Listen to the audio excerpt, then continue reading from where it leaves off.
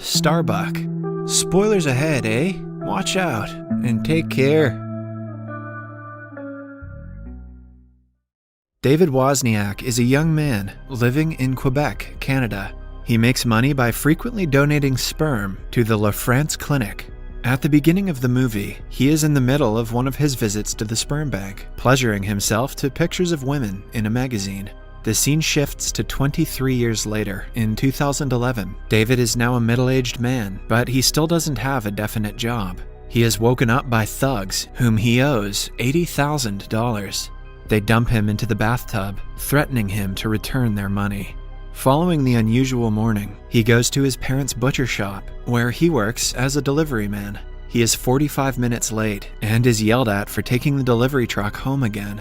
The workers in the shop, along with his father, are on a football team and are about to take a team picture the next day. David was told to pick up the jerseys for the picture 3 weeks ago, but he still hasn't gotten it. Everyone is tired of him not doing as told, even when the job is simple. After work, he rushes to the clothing store, but the owner happens to be closing it just then. He quickly parks his truck in the middle of the road and begs the owner to give him the jerseys. The man does it out of sympathy, but David gets a parking ticket in the process. Following that, he visits several banks to ask for a loan to pay off his debts. However, he doesn't have the required collateral for them to pass the loan.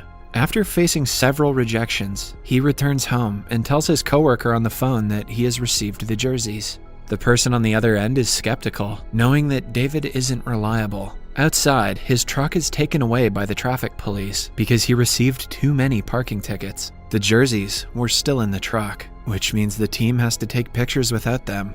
Everyone is disappointed in David, although they are used to his behavior. After that, David goes to his girlfriend Valerie's house. She is a police officer and is way more financially independent than David. He hasn't spoken to her in a few days, which Valerie is upset about. As David tries to explain himself, she reveals that she is pregnant. David is taken aback by the revelation. He cannot tell if he likes the news or not. Valerie senses that he is hesitant and claims that she is going to keep the child, no matter what. Following the interaction, David goes to meet his friend, the lawyer. The lawyer has 4 kids, all of whom refuse to listen to him. He has been troubled by fatherhood and suggests David not have children ever in his life. David, however, wants to be a father. He is only confused if this is the right time for him. The very next morning, he goes to Valerie's work and declares to her that he is ready to be a father to their child. Upon reaching home, he meets a man in a suit who introduces himself as Chamberlain. He is the lawyer for the clinic that David used to donate sperm to. Between 1988 and 1990, David donated sperm to the bank under the name Starbuck. He made over 693 donations over the period of 23 months. David spanked it once a day for the hoard. Because of some kind of error, the company provided all of its clients with David's sperm, and as a result, he has fathered 533 children. Out of them, 142 want to know his identity. But before every donation, David had signed a confidentiality contract, according to which the clinic isn't allowed to share his personal information. Hence, the 142 children who want to get to know their father have sued the company and their confidentiality clause so they would be given the information about David.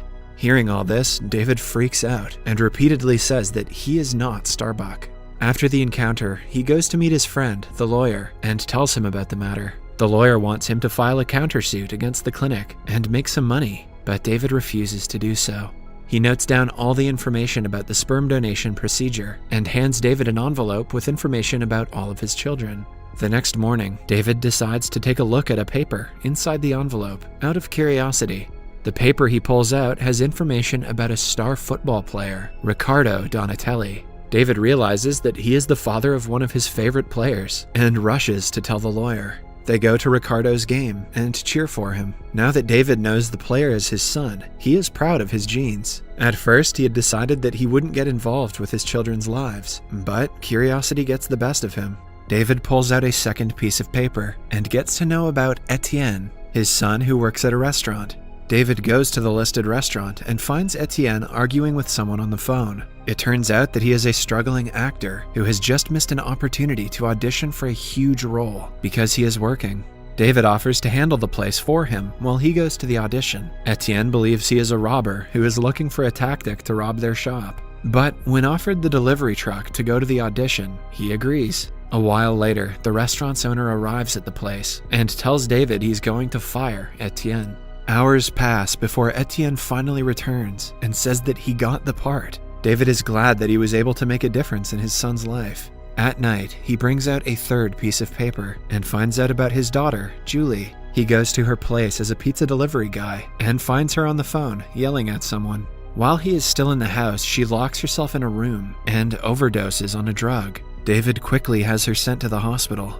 The next day, Julie is sent to a rehabilitation center where people assume that he is her father. Julie doesn't reveal the truth because she wants David to sign the release papers as her father so she can be let free. David consults with the doctor and tries to convince Julie to stay in rehab, but the girl promises that she will be better outside because she just got her dream job yesterday and she doesn't want to lose it. At last, David decides to release her.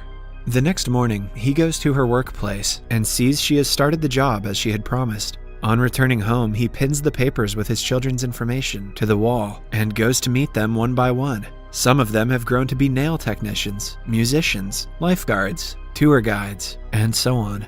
He meets them all and goes out of his way to help them if they need it. One day, Valerie visits him at the shop and asks him to come to the doctor's with her. After the appointment, they go to a park and watch children play. Valerie is scared about the pregnancy and thinks that she is not ready to be a mother. David, on the other hand, promises to be the best father and comforts her. The following day, he finds out that one of his children, named Raphael, is disabled. He goes to the home of disabled people and nervously talks to his son. Raphael realizes that someone is around, but he is unable to talk or respond because of his disability.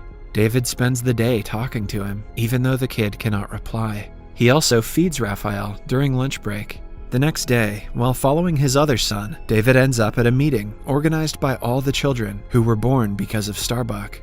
Seeing all of his offspring in one place overwhelms David, and he stands up involuntarily. He is suddenly handed a microphone and asked to speak. David tells them that he loves them and gives a heartfelt speech about all of them being siblings.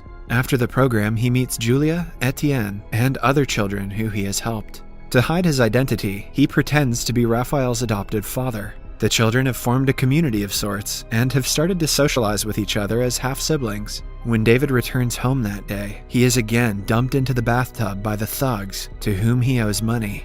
At night, one of his sons, Anthony, who has somehow found out about his identity, comes to his house. He says that he doesn't want to reveal David's identity to the people and is only looking to spend a few days with his biological father. David agrees to let him stay at the house. He and Valerie go to his parents' house for dinner that day. As the table erupts into friendly chatter, David's father tells them about the time David bought them tickets to Italy. It turns out that his parents hadn't had a chance to go on their honeymoon, so David used all the money that he had collected from donating sperm to take them on vacation. Although no one knows where he got the money from, they praise his thoughtfulness. Valerie looks at David differently after finding out what he had done for his family.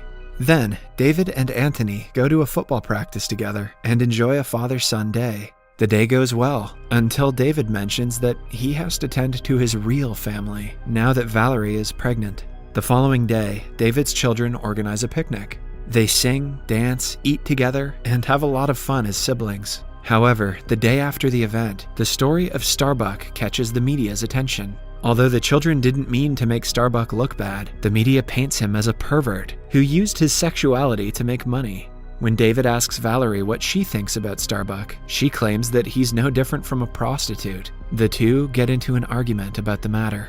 One day, before a football practice, the team is talking about Starbuck. All of David's teammates think he is a creep and a pervert. His brother asks him if he has ever donated sperm, but David denies having done anything like that. The conversation gets heated when they assume he is lying. David almost attacks his brother and has to be stopped by the others. That evening, he is informed that the thugs whom he owes money threatened his father and tried to drown him in the bathtub. If he doesn't pay off the debt soon, his entire family will suffer. Hence, David goes to the lawyer and says he will file a countersuit against the clinic for using his sperm unethically. He hopes that after winning the lawsuit, the clinic will provide him monetary compensation. The lawyer is happy to have finally gotten a big case that will bring him fame if he wins. For the next few days, they work very hard to create a strong case. The night before the ruling, they play football in the pouring rain to relieve stress. The judge finally announces that Starbuck is entirely entitled to his anonymity, which means the children will not get to see their biological father unless he wants to show himself deliberately. David is also entitled to receive a total of $200,000 for damages and interest. David celebrates the win from his house, while the lawyer is swarmed by reporters, congratulating him for the win.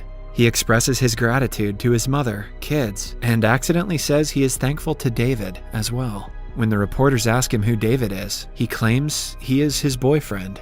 The children are also interviewed about their thoughts and opinions on Starbuck. They claim that although they wanted to see their father, they understand if he wants to keep living his life normally. They also declare that Starbuck is not a freak or a pervert that the media portrays him to be. In fact, the children think that he is a nice man who gave them life and a chance to be happy. David watches the interview, regretting that he cannot be a father to all of his biological children. He wants to meet them as their dad, but is scared that he won't get the compensation if he does so. He meets the lawyer, who confirms that coming out as Starbuck is a great risk. On returning home that day, David finds his father waiting in the kitchen. As they chat, David tells him that he is Starbuck. Unlike what he has expected, his father isn't disappointed or sad. In fact, he advises David to tell everyone the truth. He also hands his son $80,000 as his part of the inheritance from the butcher shop. Now that David has enough money to pay off his debts, he emails all of his children about his true identity. That night, Valerie goes into premature labor and gives birth to a healthy baby boy. David's father, brothers, along with many of his children, come to the hospital to congratulate him. They embrace in a big group hug. David tells Valerie about him being Starbuck. She freaks out initially, but eventually accepts him as he is. The baby gets numerous presents from all of his half-siblings. In the end, we see David and the children in a subway, supporting one of their brothers, who is a singer. Good thing he has over 500 siblings. Musicians these days need the support.